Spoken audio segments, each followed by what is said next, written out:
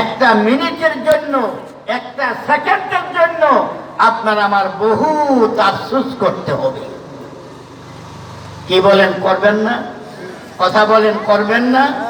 সেই কথাটাও আমার নয়, সেই কথাটাও আমার আল্লাহ। বলেন দেখি সেই কথাটা কার? জোরে বলেন, কার?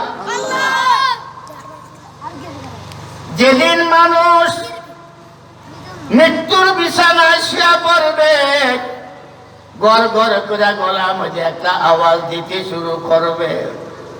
ছেলে মেয়েরা পাশে বসে আব্বা আব্বা বলে কাঁদতে থাকবে। আমার আল্লাহ বলেন, ওই দিন একজন মানুষ সময়ের জন্য আফসোস করবে আর বলবে, রব্বি লাউলা আখারতানি ইলা আজালিন কারীব। আল্লাহু আকবার। তেলাওয়াত করলাম কি কোরআন শরীফ ঠিক না? কোনো সন্দেহ আছে? সন্দেহ করলে ইমান থাকবে না, মুসলমানই থাকবে না।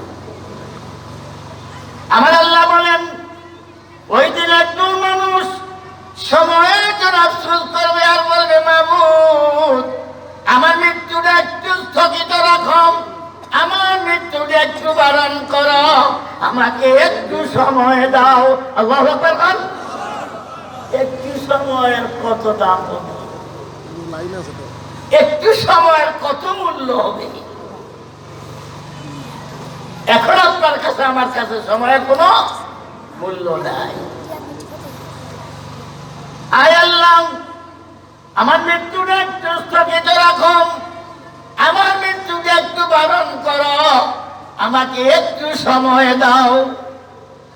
প্রশ্ন আছে না, বান্দারে তুই একটু সময় দিয়া কি করবি? একটু সময়ের কি প্রয়োজন? একটু সময়ের কি দরকার? যারা পৃথিবীতে সময়ের মূল্য বুঝি নাই, সময়ের দাম দেই নাই, সময় থাকতে আল্লাহকে আল্লাহ বলে ডাক দেই নাই, সময় থাকতে মসজিদে ঢুইকা কোনদিন আল্লাহকে দুটা সেজদাও করি নাই, আমলে সালিহা বলতে করি নাই, ওই দিন তারা উত্তর দিবে, ফাসাদাকা ওয়া আকুম মিনাস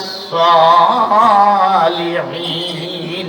আয় আল্লাহ, আজকে আমার মৃত্যুটা যদি একটু স্থগিত রাখা হয়, যদি আমার মৃত্যুটা একটু বারণ করা হয়, আমার জীবনে আমি ভালো আমল করি নাই, আমলে সালিহা বলতে করি নাই, আজকে যদি একটু সময় পাই আমি কিছু ভালো আমল করব, সালিহিনদের অন্তর্ভুক্ত হইয়া নেক কাজ কইরা নেক আমল কইরা তোমার কাছে আসব। এতদিনই বুঝতে আইছি, আজকে একটু সময় দিলে, সময় পাইলে আমি বহুত ভালো কাজ করব। আল্লাহ বলেন, আওয়ালাম নুআম্মিরকুম, এরে বান্দা, ওগো বান্দি, আমি কি তোমাকে দীর্ঘ হায়াত দান করি নাই? আমি কি তোমাকে ৮০-৯০ বৎসরের সময় দিই